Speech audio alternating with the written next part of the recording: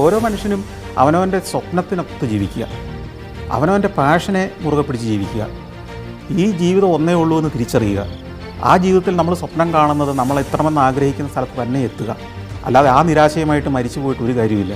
അപ്പം നിങ്ങൾക്ക് എന്താണോ ഈ ജീവിതം കൊണ്ട് അർത്ഥമാക്കുന്നത്, നിങ്ങളെന്താണോ ഈ ജീവിതം കൊണ്ട് നേടണമെന്ന് ആഗ്രഹിക്കുന്നത്, അത് ചെയ്യുക.